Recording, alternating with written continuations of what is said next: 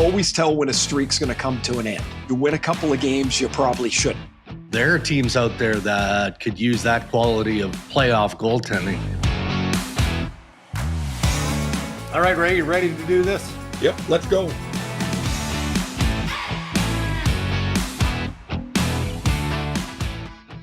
Powered by Red Media in partnership with TSN, it is Season 7 of the Darren Dreger Hockey Podcast, and this is a post-Olympic gold medal special edition presented by our title sponsor, Tim Hortons. Have you unpacked your pride with Tim's Team Canada Olympic hockey cards yet? Well, the first ever of its kind, the Olympic-themed Team Canada set had 180 cards available featuring men's and women's stars. You had the legends, you had the duos, of course you had the gold medalists. 3 cards per pack available with chances to win one of 87 Sidney Crosby cards, one of 29 Nate McKinnon signature cards, Tim's gift cards there, thousands of free coffee and donut prizes, all at Tim's, and you should collect them all. Hello, Ray. I see it was an early morning for you as we record this special gold medal Olympic episode on Sunday morning. And what a matchup it turned out to be, right? I mean, you couldn't have scripted it better, even though not so recent history, taking us back to Vancouver 2010, illustrates something similar. Canada versus the United States. A year ago, you had the Four Nations, Canada versus the United States. But this one is a difficult one to rank. And people always ask, where would you rank this game? Game 7 of a Stanley Cup final, or in this case, the Olympic gold medal game between Canada and the United States. And to put you on the spot, how do you rank it? You know, it's near impossible other than to say, for at least from my perspective, this is one for the ages. It was terrific hockey from beginning to end. Well, I don't think there's any real surprise in that, Dregs. Like that, I think we all hoped that Canada and the U.S. would get to the gold medal game. I think when we spoke about the tournament going in, it seemed to be Canada and the U.S. and then everybody else a step below. And as it turned out, you know, the Swedes almost stung the Americans. The Finns almost got Canada. Like you know, it's kind of the same characters in different stories. And then you get to this game and where does it rank? It's not the best. I'm sure there's going to be people that say, oh, it's the best game of all time. But it wasn't. Canada dominated the game. Yeah. And if big games are a chance for someone to cement their legacy, Connor Hellebuyck did that today. Even in the very first 5-7 minutes of the game, every shot that seemed to go towards him was a catch and a freeze. Like he was on it. Canada made a couple of mistakes and the US took advantage, right? And but for the most part, man, the chances were heavily, like the really good chances were heavily lopsided. Like, and we'll go through some of them, but I can think of 5 or 6 right off the top of my head that you go, well, a couple of them by odds should go in, but that's what makes sports great. It does not matter what happens on the way to the end result in a lot of cases. How many times, Dregs, in any sport you love, whether it's hockey or baseball or football, one team dominates, they don't capitalize, and then the other team wins. And they're full marks for the win because they had to hang in there. And it was 1 mistake, 2 mistakes, it's a 2-1 game. And man, I just love when the sport is played like that. I really do. I love it. I thought it was awesome. It was an awesome game. 2 deserving champions, and I agree with your assessment. Canada dominated, but at the end of the day, I mean, it's dictated by the outcome of the score, and the outcome of the score shows that Team USA, deserving gold medalists, win in overtime. We'll get to it all here coming up in the Canadian Brewhouse headlines, but a thought on Sidney Crosby ultimately deciding his own fate going into the gold medal game. You know, look, there was a decent chance. It felt like Sid was trending towards playing in gold on Saturday. Was there debate among the coaching staff? No, not really on Saturday night. They felt, deservedly so, that Sid should be the one in concert with the medical people to make the call. And ultimately, as we've learned, it was Crosby who said, no, I just don't feel well enough to play the way I need to play, and just as importantly, to take a spot away from someone who is healthier than I am and probably in a position to be more impactful. So when you learned that Sid wasn't going to play, where does that take you in terms of how difficult a decision that had to be for Sidney to make? Oh, I can't imagine the anguish that he felt trying to make the decision. I mean, I was bummed when I woke up this morning and saw, the tweet that he was going to be out. I'm like, Yeah. ah, damn that. Like, it's sad that he doesn't get to play. I mean, it's obviously going to be the Yeah. last Olympics for him, and he doesn't get to play. For Canada, it's of course an emotional blow. The guys over the last 24 hours would have been doing a lot of talking amongst themselves. What do you think? Gee, he looked pretty good. I thought he's looked good. Yeah. Everybody's trying to will, health towards him to get him on the ice. I can guarantee you when he was in bed last night, anytime he woke up, he was flexing his knee, checking his knee, mentally, not bad. Oh, that one hurt. Like whatever it Yeah. was. I've been through that in my own experiences, and you test it on your own 50 times a day. But my guess is you can skate without obstruction and feel pretty good. The Yeah. thought where Crosby would have is the unpredictability of a game, the agility you need, the strength you need for a push-off. You're in a battle and you get out of the battle. Can you avoid contact? All those things that maybe you don't or can't replicate on a skate in the morning. Those are the things running through his head. And obviously if that guy says he can't play, then he couldn't play. Right. Like if he was at 75 or 80%, he probably plays. I mean, and I just made that number up. I don't know the number. Right. He clearly didn't feel that he had enough to offer because there were a couple of forwards, I'm sure, that played 6 or 7 minutes tonight. I didn't see the final stats. Yeah. And Sid could have done that. He probably could have done that. And I'm sure he'll just play this game and this day over and over in his head again. That was a huge loss for sure. Whew. All right. Well, let's dive deep into the gold medal final. In our headlines, brought to you by the Canadian Brewhouse. From the first puck drop to the final medal moment, the Canadian Brewhouse has been your home for the Winter Olympics. Buckets of Corona on special, a chance to win a Team Canada jersey. Man, we've had a great time. The Canadian Brewhouse, a true Canadian sports bar, and your home for sports. And again, we've established anybody who watched the game could see how Canada dominated the Americans in this one. And yes, of course, it was about missed chances, and we're going to dissect some of those. But we start with a game-winning goal, 3-on-3, and automatically you've got the traditionalists. And I might be in this camp, but it doesn't matter. Should 3-on-3, 3-on-3 decides regular season games in the National Hockey League. So let's get past it. It's what it is, even on the Olympic stage. Yeah. And, stuff happens. My preference would be 4-on-4. Agreed. Like I that's my preference, but it's not like they just handed the coaches a little piece of paper before overtime and said, "Oh, it's 3-on-3." That's what it is. It's just that's international hockey. Yeah, and so I've got a TV here in the home studio just off to the side, and as we're recording, I'm seeing Jack Hughes with a gold medal around his neck, and this picture is going to be out there forever. The picture of hockey, the face of hockey, with Jack Hughes, who scores the game winner in overtime, the gold medal around his neck with a beaming smile, and he's missing teeth. Compliments of the Sam Bennett high stick. But if that doesn't embody the spirit of a champion and what it takes to win, oh my goodness. Take us through the goal as well as you offer a thought on I'm just going to say, think of the last, when he scored, but think of the previous 15 minutes in Jack Hughes's life. He gets his teeth knocked out, right? Then he takes a penalty. He's sitting in the penalty box. That could be could that be a worse place to be sitting? Nope. In a 1-1 game. So he could be a player talked about his penalty cost the team.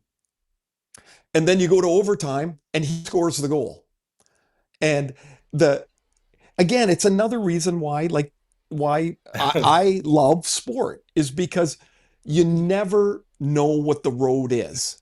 Even when it looks like it, that 4-minute power play, did that not feel like this is over? The U.S. is going to score somewhere here. And then Hughes takes a penalty, and I'm like, this feels like Canada's going to score here. Yes. And then none of that happened. And I mean, 3-on-3 with this collection of players, there's zero chance that things last in 10 minutes. There's no. I know it could have been 20 minutes, but it's not lasting 10. And I think I'm sure I'll get a chance to talk to him at some point because he's such a chatty guy, but I think he fanned on that shot. I don't think he's trying to shoot that under Binnington's pad. I don't think he gives a damn one way or another. Like, he doesn't give a damn now. Who cares? It went in the net. No. But the 3-on-3 you make, like when Makar speed wobbled and now they've got to chase the play back in the zone. Yeah. Now I'm sitting on my couch, an expert on the couch, I might add. As you are too. Yep. We're sitting there texting back and forth. McKinnon gets all that way over there. He probably should just slide and just blow the play up. I don't think I would have slid. I think I would have thought, I've got a chance. Oh, maybe I don't. It's one bit of hesitation and the game's over. And that's what 3-on-3 does. You have no backup. There's no support. You make a mistake and it ends up in the net. And, for Jack, go back to the Four Nations. Remember, Dregs, he lost his place on that team at the Four Nations. Yeah, he didn't play. Out. Yeah. He looked like a very, very young, not strong enough player. Yeah. And here he is, a season of injury. He's been hurt a couple of times, and he comes back and now scores a goal he'll remember the rest of his life. Yeah. Yeah. So right off the top of the podcast where you touched on missed chances, and that's going to be the overwhelming takeaway from a Canadian hockey fan here is, sure. Oh, McDavid had the chance early. Celebrini had a couple of chances. This guy. The Nate McKinnon chance late. I mean, that's the stuff you lose sleep. I mean, he had 2/3 of a net. Nate McKinnon doesn't miss an opportunity like that. Yet he missed, and I'm not pinning it on him per se. Is that the heat of the moment? Is that just the pressures of the moment on the Olympic stage, or just stuff that happens in a game? I don't think pressure has anything to do with that shot. I don't think it has anything to do with he missed the net, other than he missed the net. He hit the post, and on the broadcast, they showed Mario Lemieux missing one eerily similar in 2002. Yeah. And, it's the same thing, like one of the greatest players in the history of the sport. He's 3 feet away and he misses an empty net. Like, how does that even happen? Maybe the puck's spinning. Maybe it catches the heel of his stick, not the middle of his stick. Like, Dregs, we're talking about, literally inches, right? Yeah. And, but I think pressure, something we could relate to pressure would be a read, like, I got to help. And I jump in to help and I shouldn't have helped. And the puck goes by me and it goes in the net, where, you should just kind of be stable in your positioning. Like, and you would probably be in a regular season game. That to me is what pressure is. I don't think that had anything to do with it. He just missed. And if I can just catalog quickly, the McDavid breakaway, the Celebrini breakaway, the McKinnon miss, the Taves miss, the Tom Wilson miss, which hit Hellebuck's pad and went up and hit McAvoy behind him. Like, the odds are, one of those 5 has to go in, except it didn't, right? Yeah. So That's the way it goes. And the US will go back and they'll be having a few beers tonight and they'll go, damn, we got lucky. And man, was Hellebuck unbelievable. And then they'll look down and the gold medal's there and they'll be like, yeah, doesn't matter. We got it. And yeah. And it could have been the other way, it could have been the other way, wasn't. And they're gonna go, they'll go and think about, like Nate will think about that always. Right? Sure. Like he's a perfectionist, like, right? Well, yeah. But Devon Taves is gonna go, I'm standing in the frickin' goal crease. Yeah. Like, how does that not go in? Well, it didn't go in because Hellebuck didn't give up on the play. And look, that's an excellent point as we transition here, because the goaltending was terrific, both sides. And it would be unfair of Jordan Binnington to say that Canada got out goalied. But there was a play. Both ways there was a play. I mean, Boldy scores on a fantastic individual effort. What a goal. Splitting the top 2D in Taves and Makar. And he just slides it wide as Binnington is going the other way. But was there a puck width there of room for Boldy to slide that puck through? And that's what happened in the opening goal of the hockey game. And then to your point, Devon Taves is right there. He thinks he's got an automatic tap in, and somehow, Connor Hellebuck gets the paddle down. That's not being out goalied. That's just elite level goaltending and making a timely save, at a crucial moment. But I don't know if I'm explaining it well, or if you feel the same way. But that's how thin the margin was, right? In every aspect of this game, including goaltending. Every big game, I think we all like to boil it down to one play or two. We've talked about, just in the last 2 minutes, we've talked about 7 plays. Yeah. Right? We haven't even talked about the 5-on-3 power play. We haven't talked about the late power plays. We haven't talked about Binnington's save in overtime. There's all these little moments that make the game great.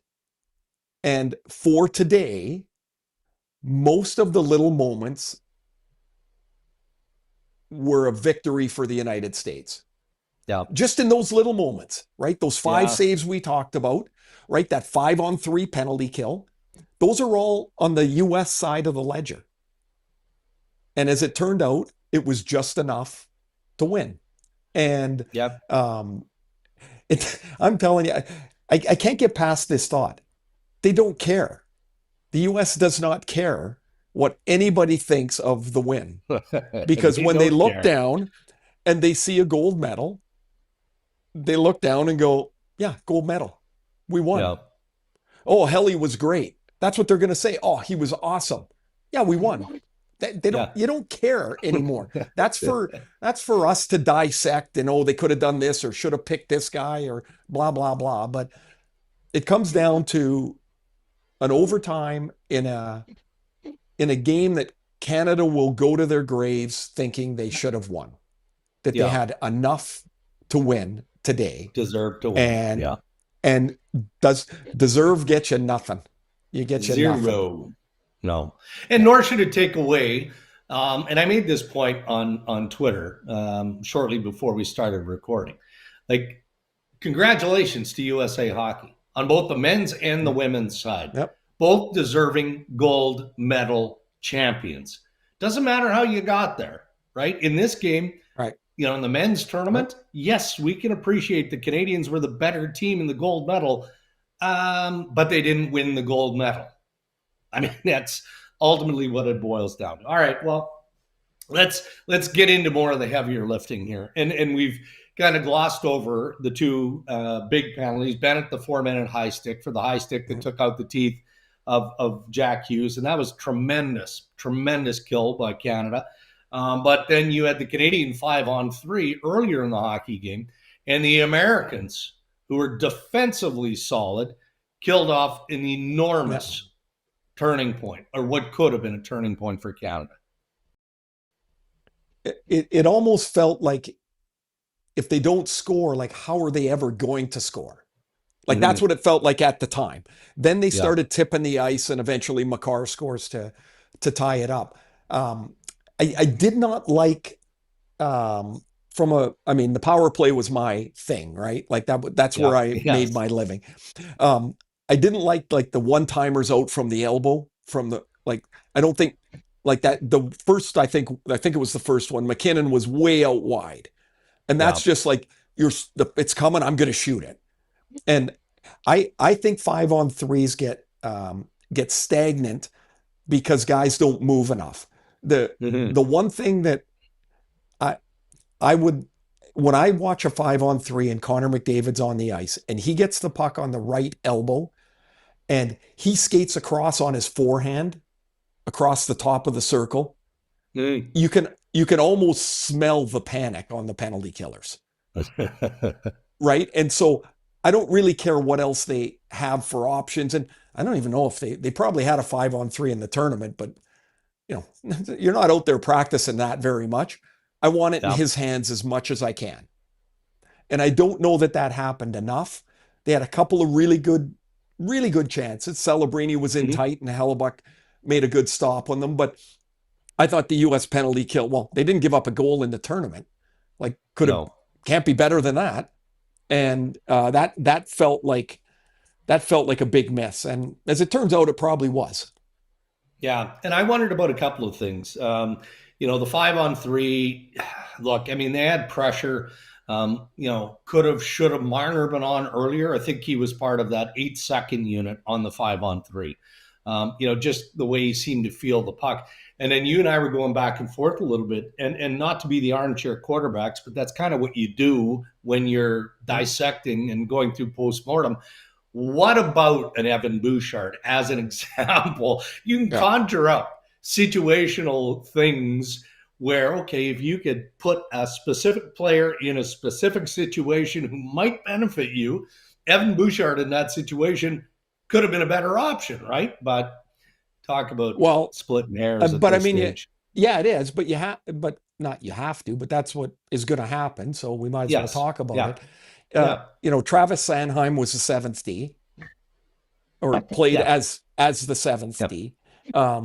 Without Josh Morrissey, you lose a puck mover. I didn't think that Bouchard was going to make it uh, because I think I feared the play where he just kind of blanks out like that. Yeah. That worries me, and I felt that probably had a lot of weight. That sort of stuff is why he wasn't there. But if he was your specialist D in the game, your seventh D that just played on the power play and a shift here and a shift there, Yeah. man, maybe if he's back at the point and he opens up a little room by shooting the way he can, then maybe so. But I put it this way: had that 5-on-3 not occurred, or had they scored, no, I don't think we would have been talking about Evan Bouchard. But Right. that situation showed up, Yeah. and they didn't score. So of course it has to be talked about. What about the missed too many men on the ice penalty? And again, we have the benefit of seeing it multiple times. They showed it at least twice in replay. And I thought Mike Johnson handled it well initially. He called it as a missed penalty. And then you look at it again, and you can see the play along the wall in front of the U.S. bench. And it seems pretty obvious that was a missed penalty. Is that your read? Oh yeah, it was a missed penalty for sure because Jack Hughes again played the puck with his feet. While if you look at Gensel coming on the ice, he's coming on for Jack Hughes. Yeah. And so Gensel's about 2 or 3 strides on the ice and he's like, whoops, and he turns around and dives back over the boards. When that play was missed against the Finns, Dregs, I can't remember the too many men. I can't remember if we talked about it here or if I did it somewhere else, but I believe the reason it wasn't caught was they were on the ice for so long, Yeah. 10 seconds, it looked normal. For Mhm. for that space of time, it just looked normal. Nobody was in panic mode. Most too many men on the ice penalties look wrong. They just look wrong. And it draws your eyes to this chaos. And I'm watching it at home. Again, I'm on the couch, so I get the best angle, and I'm like, Yeah. right away, I'm like, that's too many. Yep. You could see it, and they missed it. And so, but here I'll say this again. So they did miss that. That in my mind is a missed call. There were 50 mistakes in the game by the Mm-hmm. players. We expect the refs to start perfect and be better than that. And Yep. that's just not the way it's going to go. It's not. And yeah, they could have had another power, or should have had another power play. It was at the end of the period. Um, they would have opened the third period on the power play. As it turned out, it's one play to talk about. But yeah, in Yeah. my mind, yeah, it was a miss. But that's not why they lost. Happy for Bo Horvat in the sense that, man, he's such a terrific face-off guy, right? When you're adding Bo Horvat to this Canadian roster, isn't that at the top of your list as to why? I mean, sure, he's a high character guy. He had a tremendous men's world championship, starts with the Islanders before his injury, has a real good run. You can see all of the tools that he brings to an international lineup. Against the Finns, tough loss that led to the Rantanen goal off the face-off, I mean. So it was nice to see him with a key draw that led to that tying Cale Makar goal as well. That's was that. I mean, it's a skill set, but it's kind of the spirit of an experienced guy and a guy who competes hard basically every night. And pushed without Crosby into probably a spot that he wasn't going to play. Excuse me. The Rantanen, or the goal that he lost to Aho, he's not on his strong side there. And Yeah. what I thought immediately was, that's probably a Crosby draw if Crosby's in the game. And Crosby on his weak side is one of the best on his forehand. He wins way more than he loses on his forehand. And they didn't have another guy in that spot. That's another small place where they miss Crosby. But he wins the draw, and it seemed early on Makar had passed up a couple of shots, and this one he doesn't. And and at the time when he ties it up, it felt like Canada had pretty much as much of the momentum as you could have. Yeah, typical of John Cooper. A lot of in-game adjustments, right? And not just in-game. The start of periods, trying something different off the start of the second, the third period. Not just going with his big guns as he did off the opening face-off. I mean, that's kind of typical though of John Cooper and how he coaches in the NHL, just constantly searching. Well, both these guys, like, they're among the better coaches in the game, Sullivan and Cooper. They've got Stanley Cup championships, a couple of them for each of them. And they both make these in-game spot adjustments. Like, the US, they dropped Miller off of that fourth line. He became kind of the extra forward. That's an adjustment that Sullivan made. Cooper's moving people around, trying to find what is, besides the McDavid, McKinnon, Celebrini line, if we need something else, who can play there? Wilson played there some. Marner got a few shifts up there. Like, he's moving people all over the place, trying to find what is the best in that moment. And really, like I find the coaches that are able to do that, they have a calmness about the way they're coaching the game. They're not this will sound stupid. They're not emotionally invested in the game. They're one step back, and they're trying to clinically evaluate who's the best fit. Okay, if I've got these three guys together, what's the next line? And I thought Cooper had, in particular, because we're looking at the Canadian side right now, but I think he had a really busy and a really effective tournament, putting people in the positions he could to try and get the ultimate result. How about that Tom Wilson hit on Dylan Larkin early in the game? Credit to Larkin for being able to continue, because you don't often see hits like that internationally. You don't, right? No. That was just thundering by Tom Wilson. Okay, but what was the best part of that hit? Go back and look at it, and I don't know why he doesn't do it more, or other players don't do it more when they're delivering big hits. his stick gets to the puck first. Right. Because his stick is down, everything else has to stay down. Right? If your stick comes up, he gets a penalty. If his stick is not on the ice, I can guarantee you that will be called a penalty. But his stick makes contact first as Larkin's coming around the net. And I guess Larkin probably sees him in the nick of time, or he's standing up more, and then it's an even more devastating hit. Yeah. Because, it's one thing at 5:07 in the morning. I'm sitting there, I got Ollie, my dog, on my lap, and I yell, "Whoa!" And man, it was like a shot of adrenaline to Ollie. He's like, woo, woo, woo. trying to figure out what the hell was going on. That was a large hit. Yeah, it was a large hit. Couple of more things here, Ray, in the Canadian Brewhouse headlines, and then we'll wrap up this special Olympic gold medal edition of the Ray and Dregs Hockey Podcast. I guess I shouldn't have expected Macklin Celebrini to waver at any point.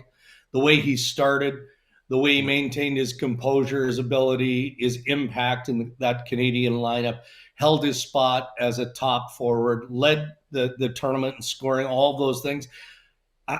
But part of me I'm watching a 19-year-old kid play at the highest level and thinking, okay, he's going to sag. Like something is going to sag here. His mental toughness, something is going to give, and he's going to be supplanted by somebody with more experience, but wasn't the case.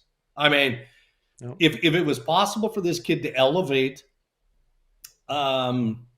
just the type of player he is based on his level of inexperience, I think he's done that. And then some to this point of his NHL career and now his international status. I mean, you at all surprised that he went wire to wire with this?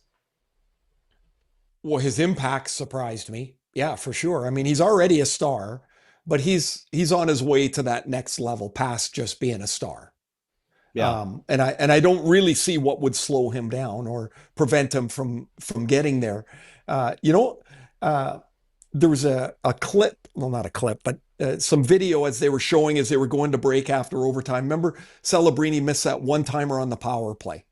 Late. He just hooked it wide of the net. He did. And they showed him on the bench. The horn had gone, and he's looking at the tablet. And he just looked at it. He dropped a quiet little F-bomb, and then he just put the tablet away. Like, his composure there to me in that moment stuck out. I just picture myself how emotional I would have been, certainly at his age, about missing that chance. And he just looked at it, saw what he needed to see, and he just put the tablet down. I just thought what an amazing tournament. Like, he was clearly one of Canada's best players in the tournament. Clearly. I would agree with that. All right. Well, as we wrap up, unless you have final thoughts beyond this, certainly open to that. I'm watching Connor McDavid. I mean, every Canadian, certainly those on the bench, involved in the architecture of building this team, deeply, deeply disappointed at the outcome. Obviously, the investment was extraordinary. None more so than Connor McDavid. And you're watching this guy who had a sensational Olympic Games, again, my opinion, and was terrific in the gold medal game. He was. There's got to be a part where he's just like back-to-back Stanley Cup finals, Game 7s, can't win, can't find a way to get it done. Here we are in the Olympic stage. Canada dominates Team USA. And to steal the line from Matthew Tkachuk, bridesmaid again. I mean, you do get to a point with individual players, and historically there's been a number of superstar players in the NHL who just haven't, they just haven't been in the right place at the right time. It's not an individual sport, but it does have that feel to it, even though Connor's got years and years and years ahead of him to this point of his career. He's just not born to win. That's going to change, but to this point, that's the way it looks. Well, I mean, I won't go with not born to win. I won't go there. No way for me. Unlucky, wrong spot. Yeah. Like whatever you want to say, he's not found it yet. And there are great players in the history of the game that never won. They just never got on a team that won. And as of right now, I mean, outside of the Four Nations, on the "Are you kidding me" meter, he's got to be thinking, that's right at the top, right? I don't know. I mean, yeah, I guess he could have scored on the breakaway, or of course he could have, but it's not to be yet. And I'm sure some of the focus will get to that at some point. And what do they say? Heavy is the head that wears the crown, right? He's the best player in the world. And until you win, it's just going to niggle at you forever. I don't know. The last thing I'd say about the game, because I don't know if we really, as I'm thinking back, did we really give Connor Hellebuck his due?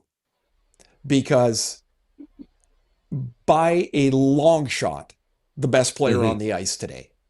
By a long shot. I know I said earlier, this is where you can cement a reputation. Well, this was a reputation of couldn't win at the biggest time. Really good regular season goalie, not a great playoff goalie. Didn't win at the Four Nations. They do not win today. The U.S. does not win today without the brilliance of Connor Hellebuck. He was sensational play by him today. Yeah, Hart, Vesnas, and now an Olympic gold medalist. And Winnipeg Jets fans will perhaps look back at this season and go, okay, well, that's great. Our star goalie won a gold medal, but we're not making the playoffs. It doesn't matter, because in the moment, you're 100% right. They do not put that gold medal around their neck without his heroics. And look, just to clarify, I do think Connor McDavid is going to win championships internationally, hopefully Stanley Cup championships as well. It just feels like everything that he's done just doesn't go his way when it matters most. That's not an indictment on the player, the character, or those around him. That's just where he's at. But would we be surprised 10 years from now if we look back at McDavid's run and say, yeah, he won 3 Stanley Cups in a row. Oh, and there was another Olympic gold medal thrown in. Well, we won't be surprised by that run either in a decade or so. All right, Ray. Well, we're going to reset here, and we're going to get ready for the next edition of the Rain Dregs podcast, which I believe is Tuesday. And at that point, we can preview what our expectation is going into the latter part of the second half of the regular season. Okay. I'm laughing. Like, what do you think Wednesday's games are going to look like? Muddy? Like kind of slow? Oh, like somebody tweeted it's going to look like a go-kart race compared to F1. And I was like, that's kind of what, and don't forget, we're talking about the best players in the world, and it's not going to look anything like what we just watched. I mean, that was a sensational morning of hockey. It really was. It was. And one of the next issues, and whether we talk about it on the podcast or not, doesn't matter. It'll be the reality of life, and most people won't appreciate it. Getting these players back to their teams so that they're able to go in the first couple of games when the regular season resumes is going to be a challenge. It's going to be do you think Nate McKinnon's playing? Do you think Nate McKinnon's playing? No. Yeah, I don't. Like I don't think so. And I bet you there's a couple other guys that physically won't be able to go. What's today's Sunday? They're going to be on a plane Monday. Some teams play Wednesday. I've got a Flyers Ranger game on Thursday, and can you imagine what Trocheck and Miller and Sanheim and Mike Sullivan are going to feel like, among others, as they jump off the plane and here we go again. They'll still have IV bags attached to their arms. And the Rangers will still be in 31st place too. Yes. So that'll take the fun meter down a bit. Yeah. All right. Well, we'll tackle all of that coming up in the next edition of the Rain Dregs podcast, and we'll resume the Tim's Hockey Challenge. Of course, I'm on a heater. Let's get going. Well, you are on a bit of a heater. There is a closing of the gap between you and I. I think Ryan Rashog is out of it. Zuby's done an admirable job of managing the Rain Dregs account, so not so bad there, but there's still some time for you, my friend. So let's see what the remainder of the regular season can provide. All right, thanks for doing this on a Sunday morning for you. And it felt like it was fitting that we get this done in light of everything that we saw throughout the Olympic Games. So nice way to wrap it up. Have a good remainder of your everybody. We'll get Dog out for a walk, a little walk around, and enjoy the day. Everybody, thanks for listening, and we'll talk to you on Tuesday. Congrats to the U.S. Absolutely. Congratulations to USA Hockey for the men's and the women's, both Olympic gold medal champions. Until next time, stay safe, everybody.